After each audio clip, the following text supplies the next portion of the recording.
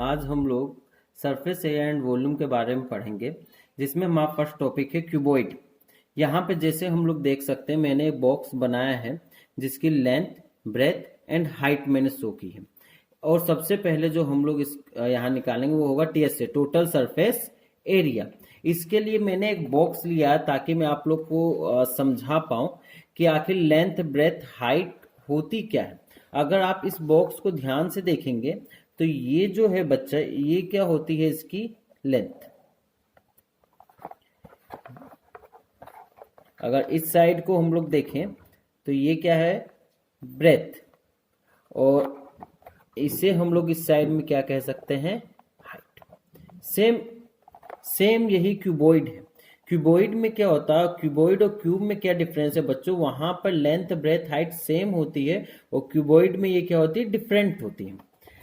अब अगर मैं इस फ्रंट में जो आपको दिख रहा है, इसे मैं अगर फ्रंट सरफेस कहूं, फ्रंट, तो ये इसका एरिया अगर मुझे निकालना हो तो ये एक रेक्टेंगल है, तो इसे मैं क्या लिख सकता हूं, लेंथ इंटू हाइट। इसी तरह अगर मैं इसे टॉप कह दूं तो टॉप में ये लेंथ है, और यहां पर बच्चों तो आप जहां ध्यान से देखेंगे कि ये क्या है, ये ब्रेथ है। तो टॉप का अगर एरिया निकालें तो क्या होगा, लेंथ इंटू ब्रेथ। इसी तरह मैं इस साइड का एरिया निकालूं जहां पर ये क्या है, ये हाइट है।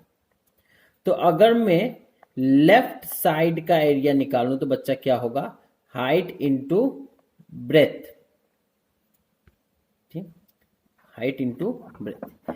इसी तरीके से मैंने यहां पे भी बनाया हुआ front, length into height, left side breath into height, top length into breadth, bottom length into breadth, back just opposite होगा फ्रंट का, इसलिए लेंथ इंटू हाइट होगा। राइट साइड जस्ट अपोजिट होगा लेफ्ट साइड का, इसलिए ये भी सेम होगा, ब्रेथ इंटू हाइट। और टॉप और बॉटम एक दूसरे के अपोजिट होंगे, इसलिए ये भी सेम होंगे, length into breadth and length into breadth. तो टोटल सरफेस एरिया में हमें कुछ करना नहीं है, बस सारे एरिया को एडअप कर देना, सारे सरफेस के एरिया को एडअप कर देना। तो यहां पे हमारे पास कितने सरफेस है, top, bottom, front, back, left side plus right side. तो टॉप का अगर हम देखेंगे एरिया क्या है बच्चों, L into B, bottom L B, front LH, back LH, left side BH, right side BH। अगर मैं इसे एडअप कर दूं तो लाइक टर्म क्या होंगे, ऐड हो जाएंगे, तो 2LB plus 2LH and plus 2BH। अगर मैं 2 कॉमन ले लूं और इसे अरेंजमेंट में लिख दूं तो LB plus BH plus HL, ये होता है TSA क्यूबॉइड का। अगर मैं यहीं पर बात करूं LSA की, मैं बात करूं तो LSA लेटरल सरफेस एरिया। अगर हम टॉप और बॉटम को क्यूबॉइड में से हटा दें तो वो क्या होगा, LSA। तो इसमें ओनली हम लोग front, back, left side plus right side. अगर फ्रंट का एरिया अगर हम लोग देखें, L into H, back same होगा LH, लेफ्ट साइड BH और right side BH। 2LH plus 2BH, अगर हम 2H कॉमन ले लें तो यहां पे ब्रैकेट, इन ब्रैकेट बचेगा L प्लस B।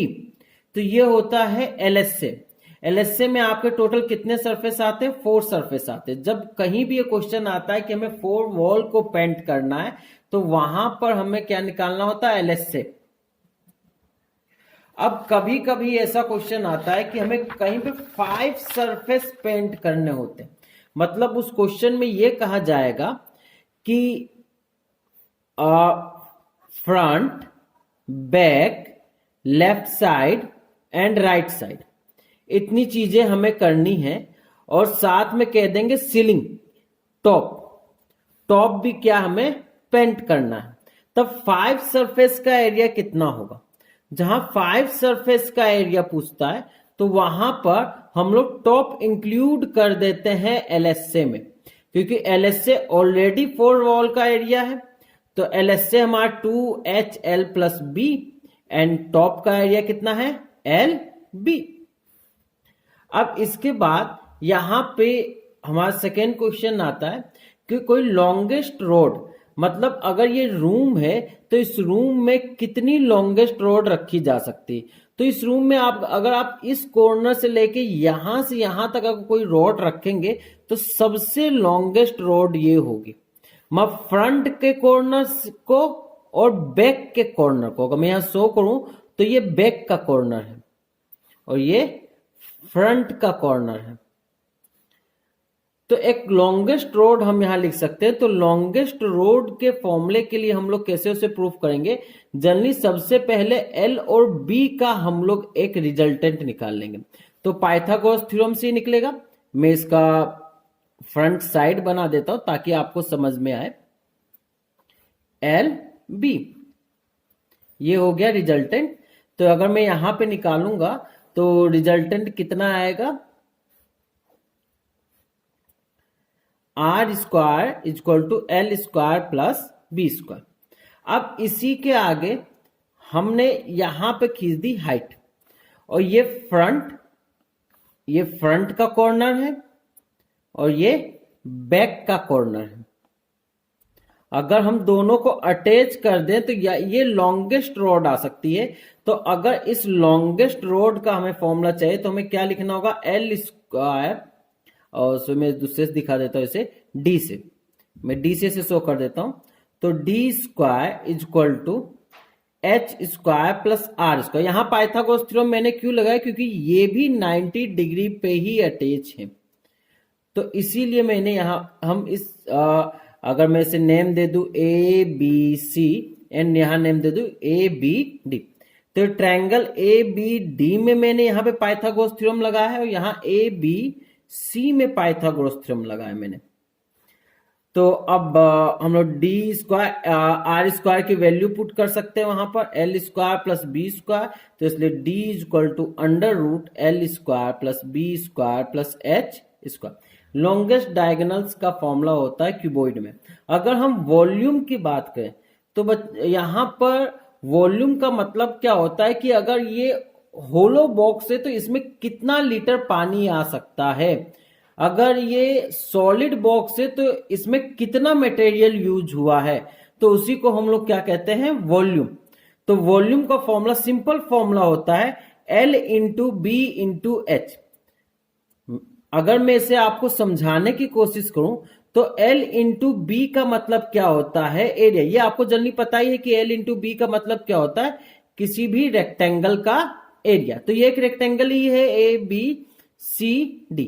मान लिया ये एक प्लेट रखी, एक बहुत ही शार्प प्लेट है जिसकी थिकनेस नेग्लिजिबल है। तो अगर आप ऐसी बहुत सारी प्लेट इसके ऊपर रखते चले जाएं, अगर ऐसी बहुत सारी प्लेट आप इसके ऊपर रखते चले जाएं और सारी प्लेट की आपने एरिया तो निकाल रखा है L इंटू बी, खाली थिकनेस को आपको उसकी मल्टीप्लाई करना है। तो ये जितना भी एरिया कवर करेगी तो वही क्या होगा? इसका वॉल्यूम। तो इसी थिकनेस को आप क्या कहते हैं? हाइट। तो L into B into H करने पर हमें उसका वॉल्यूम पता लग जाता है, या हम कह सकते हैं उसके अंदर कितना वाटर आ सकता है, या हम कह सकते हैं कि सॉलिड में कि उसमें कितना मटेरियल यूज हुआ है।